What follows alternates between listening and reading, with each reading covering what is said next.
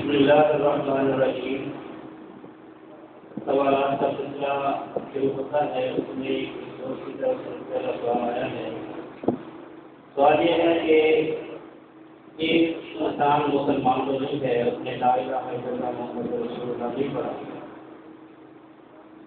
مگر اس کے طریقے، اس کا عمل کرنے کا طریقہ، سمجھے کہ اس کا وقت گزارنے کا طریقہ، ابو و لباس، لوگوں کے ساتھ تعلق، ہر لحاظ سے سارے لوگ اس کو کہتے ہیں کہ یہ بہت اللہ کا پسند کرتا ہے، بہت اللہ والا ہے.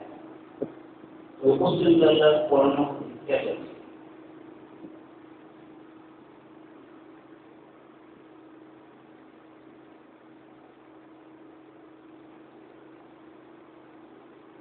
آپ نے تصویر کے بات سنی. اگر کوئی شخص مسلمان نہیں ہے،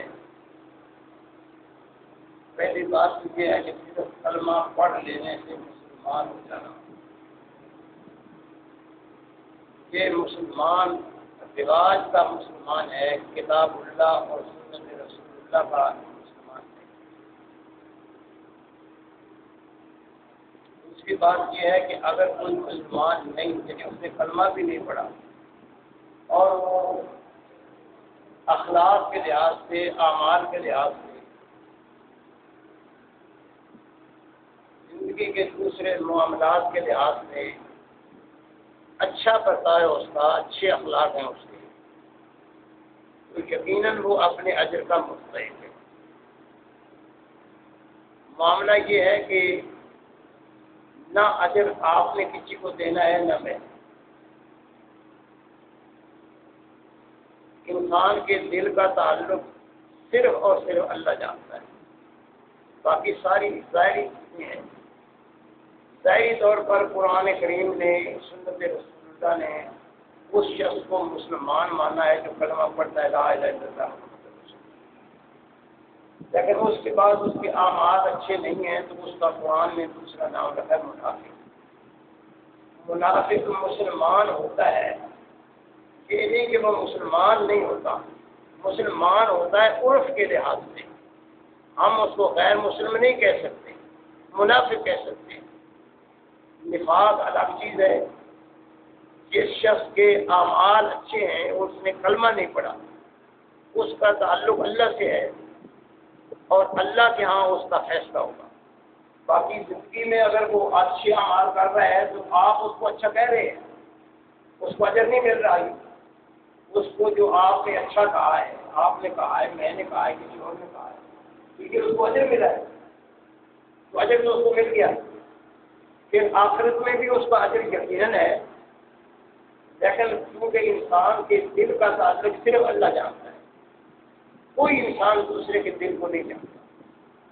یہی وجہ ہے کہ کتاب اللہ نے بار بار یہ کہا ہے کہ عرف کے لحاظ سے کسی کا مسلمان ہونا، اس کو مسلمان تو کہیں گے، لیکن اگر اس کے اعمال اس کی تصدیق نہیں کرتے تو دوسرا نام اس کا منافق. آج جو صورتحال دیکھ رہے ہیں وہ منافقت کی ہے، اسلام کی نہیں. خالصتاً اسلام ہو تو وہ عمل بتاتا ہے کہ یہ خالص مسلمان ہے کہ نہیں. تو کیونکہ ہر چیز نمبر 2 ہے آج، تربیت سے بھی آگے نکل گئی ہے، یہ نمبر 2 مسلمان. اب یہ نہیں آپ اس کو کہہ سکتے کہ یہ مسلمان ہے لیکن اعمال اس کے صحیح ہیں کیونکہ اس نے کلمہ نہیں پڑھا.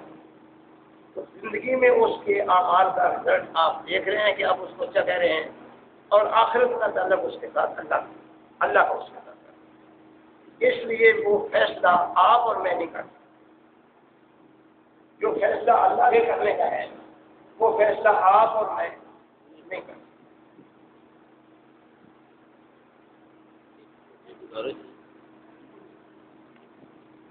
وہی دوست جو بھی اپنا سوال ہے اس طریقے اپنا نام لکھیں تاکہ ہمیں بھی پتہ چلے کہ کس سوال کیا. سوال جو ہے وہ کرنے کے لحاظ سے بہت چھوٹا ہے، وقت بہت لمبا ہے. مثلاً نیچے دوسرے سوال میں اللہ تعالی ہے کا مفہوم بیان کریں، وہ مفہوم کو ہم پوچھیں گے لیکن وہ دوست اپنا نام ڈھونڈے کا طریقہ.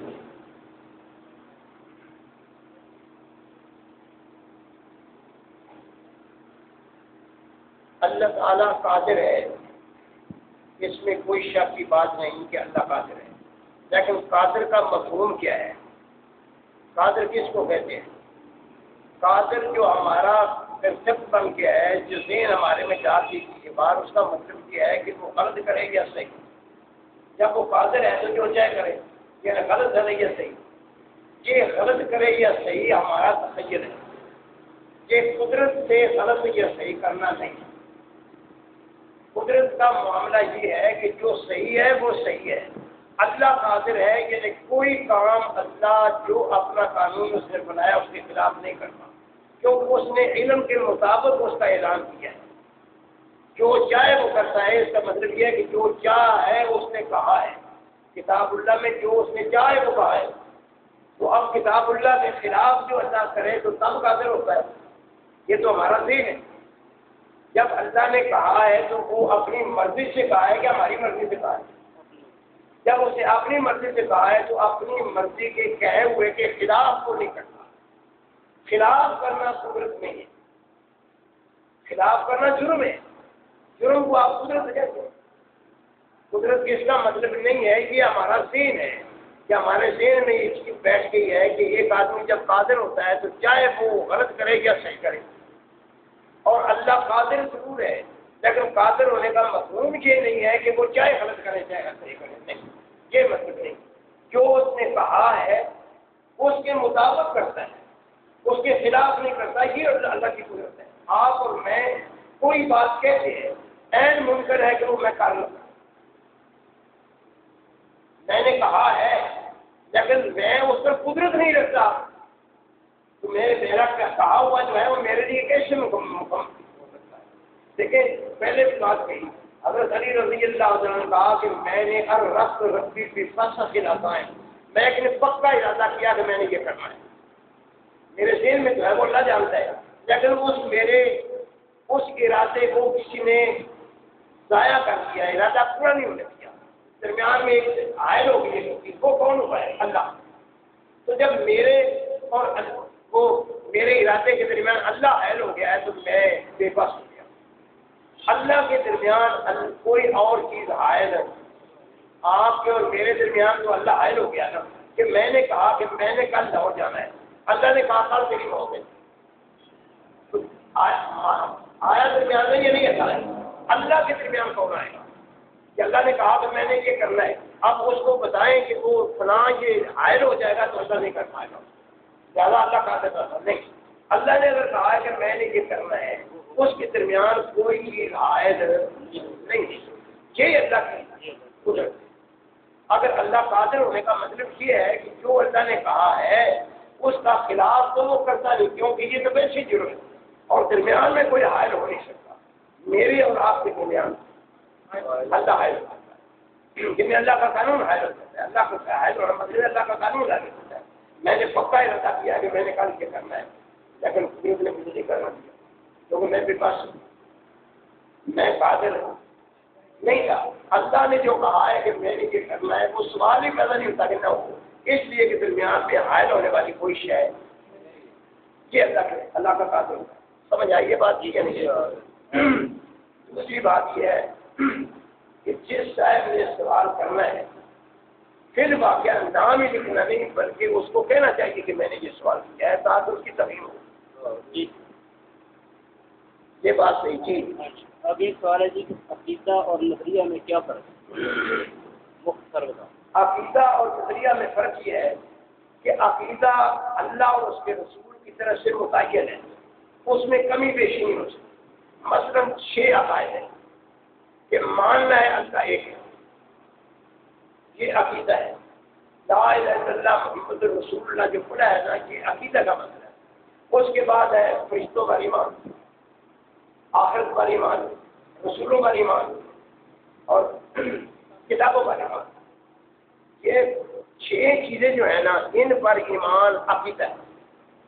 اس کے علاوہ جتنی چیزیں ہیں وہ ساری نظریات ہیں۔ کوئی اس کا نام عقیدہ رکھتا ہے تو وہ اپنی مرضی ہے، اس نے اس کا نام عقیدہ رکھ دیا ہے، ورنہ عقائد متعین ہیں، ان میں کمی بیشی نہیں۔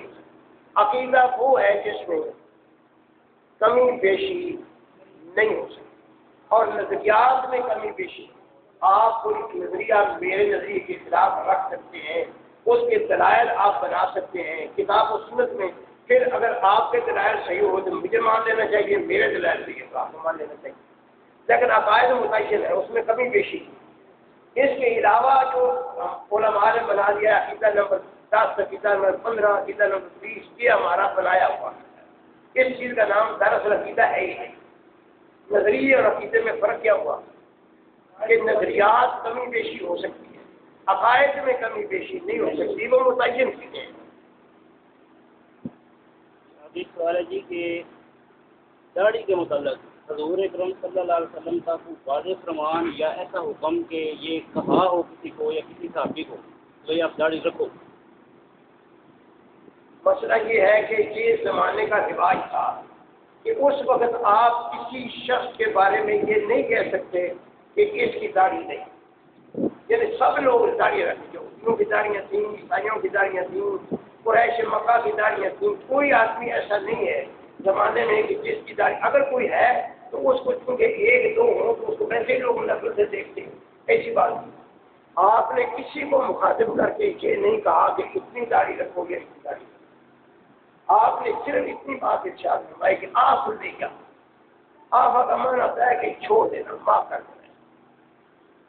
اس سے کچھ لوگوں نے یہ مراد دی ہے کہ اس کو تراش نہیں، بالکل نہیں، درست کرنا ہی نہیں، اوپر سے نہیں دینا، ادھر نہیں دینا، ادھر سے نہیں دینا. یہ اپنی تشبیہات ہے. داڑھی کو سنوارنا، درست کرنا، اس کے بارے میں بھی چیزیں ہیں، لیکن کوئی اتھینٹک چیز اس کے بارے میں چونکہ ایک رواج کی چیز ہے وہ ہے ہی نہیں. لیکن اگر کسی نے داڑھی نشان رکھا ہے کہ یہ مرد اور عورت کے درمیان جو فرق ہے وہ واضح ہو جائے، اتنی بات بھی ہے کوئی نہیں، اس میں کوئی ایسی بات نہیں. لیکن داڑھی جیسے میں نے کہا ہے کہ اسلام کے شعار میں ایک شعار ہے، لیکن داڑھی اسلام میں یہ نہیں ہے کہ اگر کوئی داڑھی نہیں رکھے گا تو اسلام میں کچھ اس کے فرق پڑ جائے گا. یہ بات نہیں. ایسی شخص کو جس نے داڑھی نہ رکھی ہو، مثلاً ایسی چیز جیسے ہماری پہلے کوئی بات بتائیں کہ اس وقت فلاں شخص تھا تو اس کی داڑھی نہیں. میں نے تو بولا ہے آپ کو کہ جب ایک زمانے میں سب کی داڑیاں موجود ہیں، کوئی آدمی نظر نہیں آتا، کہیں پتہ چلے کہ بھئی اس کی داڑھی نہیں تھی، وہ آپ نے کہا ہے کہ داڑھی رکھو.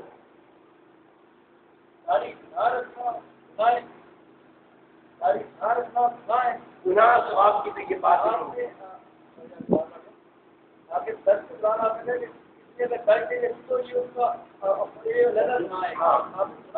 ہاں ٹھیک ہے، وہ گناہ اس لحاظ سے ہم بولتے ہیں کہ جو اسلام کا شعار ہے وہ شعار کے خلاف ہو تو وہ گناہ ہوگا. لیکن گناہ کی مختلف کیٹیگری ہے نا، ایک اتنا گناہ ہے کہ وہ معافی نہیں ہوتا، ایک ایسا ہے کہ وہ اس طرح کا گناہ ہے کہ بھائی شعار کے تو خلاف ہے. شعار اسلام ہے داڑھی، شعار اسلام ہے، لیکن داڑھی میں ہم اس لیے کہتے ہیں کہ اس وقت سب لوگوں کی داڑیاں تھیں. کوئی بے داڑیاں آئے کسی حدیث میں کہ وہ کہ فلان کی داڑھی نہیں تھی تو وہ بتائے کہ وہ کس جگہ پر ہے کہ فلان کی داڑھی نہیں تھی، وہ ہے نہیں. میں نے کہا ہے کہ مجوسیوں کی داڑیاں تھیں، جو یعنی اس وقت جو بھی لوگ تھے ان کی داڑیاں تھیں. داڑیاں کٹوانے والے، داڑیاں مڈانے والے، یہ رواج کا معاملہ ہے، بہت بات پہ ہے. ایک معروف بات ہے، یہ حدیث ہے یا نہیں کہ آپ حضرت صلی اللہ علیہ وسلم نے فرمایا کہ مونچھیں کٹاؤ داڑھی بڑھاؤ، اس کی کیا حقیقت ہے حدیث؟ ہاں ہے. پہلی بات تو یہ ہے کہ میں یہ کہہ رہا ہوں کہ یہ آپ صلی اللہ علیہ وسلم کا ارشاد عام ہے، اوپن ہے کہ مونچھوں کٹواؤ، یعنی کہ وہ لوگ جو بالکل کر دیتے ہیں کہ وہ ایک ہی جیسا ہو جاتا ہے، یہ لفظ جو ہے ان کو صاف کرنا ہے، مونچھیں کٹوانے کا ہے. اور داڑھی کا اتنا ہی ہے کہ اس کو معاف کر دو. کہاں تک بڑھاؤ، یعنی اس کی یہ آپ کی داڑھی رکھی ہے، آپ کی مونچھیں کم ہو جائیں اور یہ داڑھی آپ زیادہ ہو جائے، شرط پوری ہو گئی. نہیں، یہاں پہ سوال یہ ہے کہ اگر یہ بات ہے اس وقت ہوئی کہ بھئی آپ مونچھیں کٹاؤ داڑھی بڑھاؤ، تو کیا اس وقت بھی مونچھیں رکھنے والے تھے اس وقت بھی تھے جو مونچھیں نہیں کٹواتے تھے اور ان کو کہا گیا ہے کہ مونچھیں کٹواؤ. اب ایک سوال ہے لیکن وہ لیڈیز کی طرف سے ہے کہ ان کا نام میں نہیں بول رہا، نام سے انہوں نے کہ کیا ماں بیٹا بہن بھائی جو بالغ ہوں اور میاں بیوی ایک ساتھ کھڑے ہو کر نماز پڑھ سکتے ہیں یا مرد کا آگے کھڑا ہونا ضروری ہے؟ یا مرد کا آگے کھڑا ہونا تو ضروری اس لیے ہے کہ وہ جماعت کرا رہا ہے تو جماعت والے کو آگے ہونا چاہیے.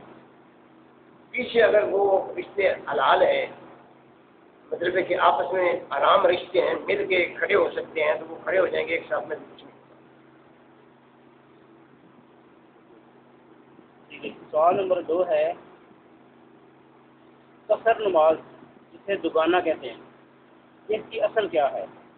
تفصیل سے بتائیں کہ کب پڑھنی چاہیے.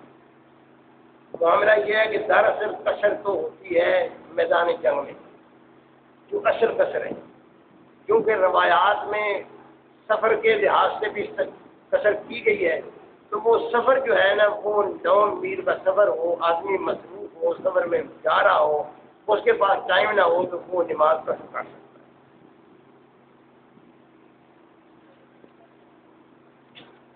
سوال نمبر 3 ہے جو شخص باقاعدگی سے تہجد پڑھتا ہو،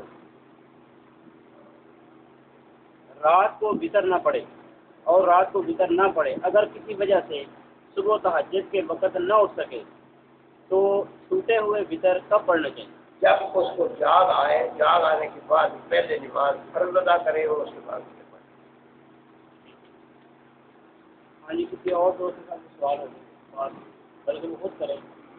کیا نام پرویز ہے؟ میں یہ کہوں گا کہ قیامت کے دن جو اجر کی بات ہو رہی ہے، اچھے اور برے کا اجر ملنا لازمی ہے. ایک آدمی ہے زندگی میں توبہ کرتا ہے، اس کی توبہ کی قبولیت میں سے اس جرم سے بچ سکے گا یا تو اس کی سزا ملے گی. دیکھیں، جرائم کی الگ الگ صورتیں ہیں. اگر اس نے کوتاہی کی ہے حقوق اللہ میں تو اللہ یقیناً معاف کرے گا، اس لیے کہ اس کا وعدہ ہے. لیکن حقوق العباد ہے، مثلا میں نے آپ کے پیسے دیے اور کھا گیا، تو میں نے آپ کو دیے نہیں، تو قیامت میں معاف اللہ مجھے کر دے، یہ اللہ نے کہا ہی نہیں. اللہ نے جہاں کہا ہے کہ معاف کر دوں گا، وہ کہا ہے جو اس کی ذمہ داری ہے. یعنی حقوق اللہ میں کوئی کمی ہوئی ہے تو اللہ معاف کر دے. نماز اس نے نہیں پڑھی، اس کا اللہ کا معاملہ تھا.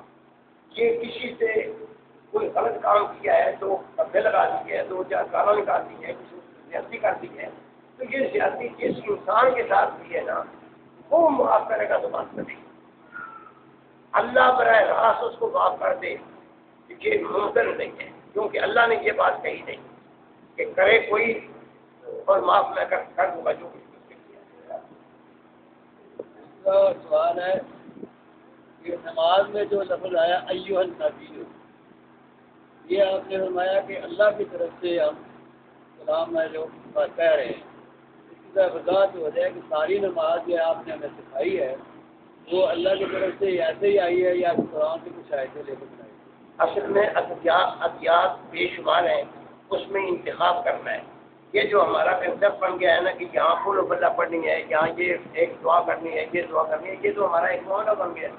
ورنہ بے شمار دعائیں ہیں، یعنی 2 4 10 20 50 نہیں، بے شمار دعائیں ہیں.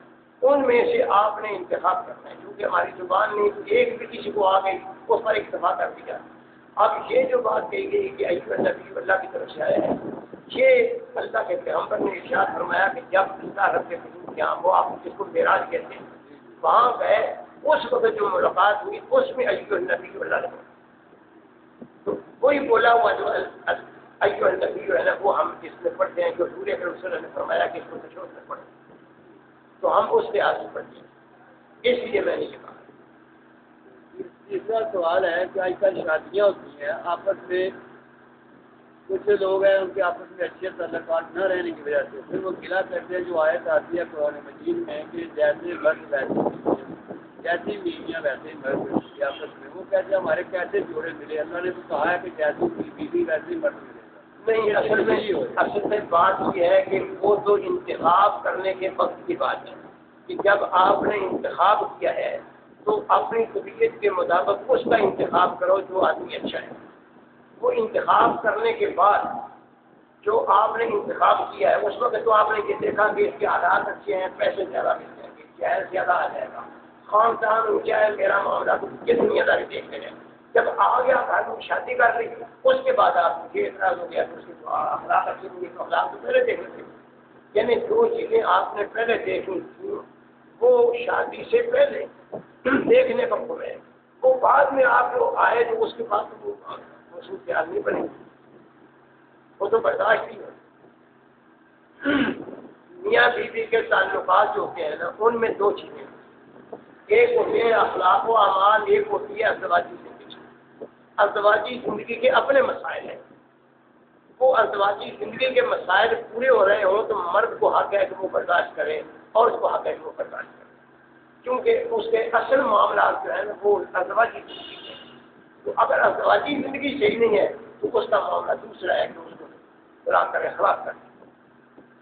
یا پہلے انتخاب کے وقت یہ دیکھیں کہ کیسا انتخاب ہوتا ہے، تو انتخاب آپ نے اس وقت اور طریقے سے کیا تھا۔ پہلے تو ہمارے یہاں انتخاب کا طریقہ ہی اور ہے، ہمارے یہاں کوئی لڑکی کوئی لڑکا ایک دوسرے کو انتخاب کر نہیں کیا بتائے کہ کر سکتے، لیکن کسی مقام پر کے اسلام نے منع نہیں کیا۔ صورتحال یہ ہے کہ جب آپ نے اگر انتخاب کیا اپنی بیٹی کے لیے بیٹے کے لیے تو اس کی رائے تو کم از کم ضروری تھی، تو رائے آپ لیتے تھے تو اس کو پتا چل جاتا۔ ہمارے یہاں نہ رائے لینے کا اور نہ رائے دینے کا، کیونکہ بچی کی زبان سے کوئی بات نکل گئی تو وہ یہ تو بڑا کام ہو گیا۔ یہ سب کی بات کہاں ہے؟ جن لوگوں کا آپس میں فقط چل رہا ہے ان کی رضا لازم ہے، لیکن ہم کرتے نہیں، ہمارا علاج ہی کے لیے ایسی جا رہی، اسی لیے ہماری اسلام یہ نہیں کہتا۔ میرا سوال جو ہے نا گاڑی کے متعلق ہے، جو معاف کرنے کا آپ نے کیا حدیث میں آتا ہے، تو یہ معاف کرنے کا مطلب نہ کٹوانا، بالکل نہ کٹوانا ہے؟ دیکھیں جی، یہ مطلب لینا ہے آپ نے یا میں نے۔ اب معاف کرنے کا مطلب جو لیا ہے نا، یہ آپ نے یا میں نے لیا ہے، جو کچھ بھی معاف کرنا ہے۔ مقصد یہ ہے کہ داڑھی کا نظر آنا معاف تو ہو گیا، اگر یہ بالکل صاف ہو جائے تو وہ داڑھی نظر ہی نہیں آئے گی۔ اگر داڑھی مچھوں سے بڑی ہے، منہ سے کٹی ہوئی ہے، ہم نے تو الٹا کر دیا نا، یعنی ہم نے ضد کر دی کہ منہ سے رشنی ہے، داڑھی منڈا رہی ہے، داڑھی مونچھوں کو معاف کیا، داڑھی کو معاف کیا۔ تو کم از کم یہ ہو کہ مونچھیں بھی نہ ہو، صاف ہو، داڑھی بھی صاف ہو۔ میں ایک بات کرتا ہوں تو دونوں چیزیں برابر ہو گئی نا۔ ایک کو آپ نے معاف نہیں کیا، معاف کر دیا آپ نے مونچھوں کو تو بڑی بڑی گاڑی اور داڑھی کو معاف کیا، تو داڑھی کو میرے خیال میں معافی ہو گئی جب داڑھی نظر آ گئی۔ کٹی ہوئی داڑھی ٹھیک ہے۔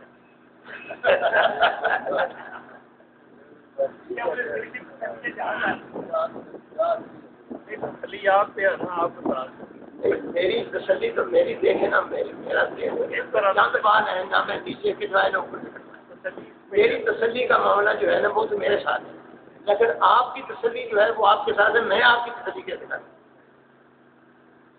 یہ میری تسلی پر نہ رہے، پھر طرح کیا آپ کی تسلی ہے، کیونکہ معاملہ آپ کا ہے۔ اصل میں مسئلہ کوئی ہے کہ جن چیزوں کی اسلام نے پابندی نہیں لگائی نا، ان میں ہم بہت زیادہ آگے جاتے ہیں، جن کی پابندی کی ہے ان کی طرف دھیان کم ہے۔ معاملہ اصل میں گڑبڑ یہاں ہوتا ہے کہ جن چیزوں کی زیادہ پابندی لگائی، مثلا اخلاق کی پابندی، اخلاق جو ہے آپ کے سامنے ہمارے کیسے کیا خیال ہے آپ کا؟ تو اخلاق کی پابندی جو لگائی گئی تھی اس کے بارے میں تو کوئی سوچتا نہیں۔ آج آ کے ہم دیکھیں گے تو وہ داڑھی پر سوال کریں گے، مونچھوں پر سوال کریں گے، اور چیزوں پر سوال کریں گے۔ جی کرنا چاہیے لیکن اتنا نہیں جتنا ہم کر رہے ہیں۔ میں آپ کو یہ کرنا چاہتا ہوں کہ بعض مسلمان ایسے ہیں جو آخری وقت تک جن کو نماز نہیں آتی، لیکن پھر بھی وہ آپ کی نیت کے ساتھ نماز ادا کرتے ہیں، ان کو نماز بھی نہیں آتی، الحمد بھی نہیں آتا، اور وہ محنت فرمایا جاتا ہے۔ دیکھیں جی، نماز اگر وہ آ کے نیت کے لحاظ سے امام کے پیچھے نماز پڑھتے ہیں، اسی طرح ہاتھ باندھتے ہیں، اسی طرح کرتے ہیں، لیکن ان کو آتا کچھ نہیں، کیا ان کی نیت کی وجہ سے اللہ ان کے ساتھ معاملہ یہ ہے کہ یہ اللہ تعالیٰ کا معاملہ ہے، اللہ بہتر کر دے، لیکن انسان کا فرض ہے کہ کم از کم جتنی نماز وہ پڑھتا ہے اتنے معنی اس کو آئیں، سمجھے کہ میں کیا پڑھ رہا ہوں، یہ لازم ہے۔ قرآن نے یہ کہا ہے کہ تم ایسی حالت میں نماز نہ پڑھو جس حالت میں تمہیں پتہ ہی نہیں کہ ہم کیا کر رہے ہیں. تو تمہیں پتہ تو ہونا چاہیے کہ ہم کیا کر رہے ہیں. یہ ہماری ذمہ داری ہے. اگر ایک نے کوتاہی کی ہے، اس نے غلطی کی ہے، تو غلطی اپنی کو تسلیم کرے اور آئندہ سلسلہ شروع ہو جائے. کوشش کرے اپنے آپ کو. بوڑھے لوگ آدھی عمر میں جا کے حج کرتے ہیں، جی. وہ مساکین حج اور عمرے کی احکام کا پتہ نہیں ہوتا، ان کو وہ ان پڑھ ہوتے ہیں بیچارے، کیا اللہ ان کا حج اور عمرہ قبول کر لیں گے؟ مسئلہ یہ ہے کہ قبولیت کا میں نے بات بتایا ہے کہ وہ تو اللہ پر ہے، آپ کے اور میرا معاملہ نہیں ہے. لیکن اس کے ہم یہ ضرور کہیں گے کہ ارکان کا پتہ ہونا چاہیے، سیکھنا چاہیے. یہ کوتاہی اگر کی ہے تو کوتاہی کو ہم یہ تو نہیں کہہ سکتے کہ وہ کوتاہی نہیں ہے. یعنی نیت معاملہ یہ ہے کہ کا جو اجر ہے، میں نے پہلے آپ سے عرض کیا ہے کہ معاف کر دینے کا معاملہ اللہ کے پاس ہے، وہ میں اور آپ نہیں کر سکتے. جب اللہ معاف کرنا چاہے تو اللہ معاف کر دے، لیکن جو حکم ہے وہ یہ ہے کہ سمجھنا چاہیے. اور اگر پہلے نہیں کیا تو آپ سمجھ آ گئی، آپ سمجھنا شروع کر دو، تو یہ کہ وقت نہیں ہوتا. تو سمجھنے کے لیے تو اللہ کے رسول نے ایک ہی بات کہی ہے کہ جب آپ پیدا ہوئے ہیں اس وقت سے لے کر مرنے تک درمیان میں جس اسٹیج پر بھی ہیں جتنا سیکھ سکتے ہیں سیکھیں. اس میں کوئی پابندی ہو کہ اس مقام سے آگے جا کر کے نہیں سیکھ سکتے تو اب تو آپ بات کریں نا. جب پابندی نہیں ہے، جس عمر میں بھی ہیں، جب آپ کو خیال آ گیا سیکھنا چاہیے تو سیکھنا چاہیے. میں یہ بات کرتا ہوں کہ عموماً ایک سراغ سے بار بار نہیں کرتا. جی. آج کل معاملہ ویسا ہے کہ بہن بھائی آپس میں ایک ویکسین وغیرہ رکھتے ہیں. جی. اس کا نقصان بھی ہوتا ہے. جی. تو اس کے بارے میں آپ کیا کہیں گے؟ کیسا دیکھیں، وہ جو آپ نے کہی ہے کہ مومن ایک سراغ سے بار بار نہیں جا جاتا، وہ چیزیں دو چیزیں ہوتی ہیں وہ آپس میں ملی نہیں. بہن بھائیوں کے تعلقات جو ہے نا وہ اس زمرے میں آتے ہیں. اس زمرے میں صرف ایک بات آتی ہے کہ ایک آپ کا فرض ہے اور ایک آپ کا حق ہے. آپ اپنا فرض ادا کریں اور اپنے حق کی طرف نہ دیکھیں کہ میرا حق ادا ہوگا. ہم پر ضروری یہ ہے کہ ہر آدمی یہ خیال کرے کہ میں اپنا فرض ادا کروں. میرا حق دوسرا دے رہا ہے کہ نہیں دے رہا ہے کہ اس کا فرض ہے، وہ نہیں دے رہا اس کو فرض کر رہا ہے. یعنی یہ سمجھ کے کہ میرا حق کوئی دے گا تو میں اپنا فرض ادا کروں گا. نہیں سمجھ آئی بات. ایک انسان کا اپنا حق ہے، ایک اپنا فرض ہے. جو میری ذمہ داریاں ہیں نا کہ میں نے اس کو پورا کرنا ہے وہ میرا فرض ہے. جو آپ پر میرے پر لازم ہے وہ آپ کا فرض ہے اور میرا حق ہے. ٹھیک ہے. اچھا نہیں سمجھ آ رہی. اس بچہ میرا، اس بچے کا حق ہے کہ میرا احترام، یہ احترام نہیں کرتا تو میں اس کی پرورش چھوڑ دوں. یہ میرا فرض ہے کہ میں اپنا فرض ادا کروں. یہ اس کا حق تھا، میرا حق تھا، اس کا فرض تھا. اس نے اپنا فرض ادا نہیں کیا تو وہ غلطی ہونا چاہیے تھا. ایک بہن کا بھائی کا آپس میں ایک کا حق ہے دوسرے کا فرض ہے. آپ اپنا فرض ادا کریں، اپنے حق کی طرف خیال نہ کریں کہ میرا حق اس نے ادا کیا ہے. نہیں سمجھے گا. جی. جی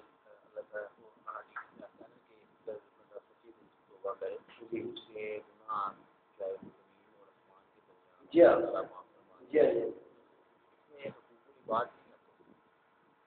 حقوق العباد نہیں آتے. حقوق العباد وہ گناہ ہے جو جس کا کیا ہوا ہے جب تک وہ اس سے معافی نہیں کرے گا حقوق العباد میں معافی نہیں. جی.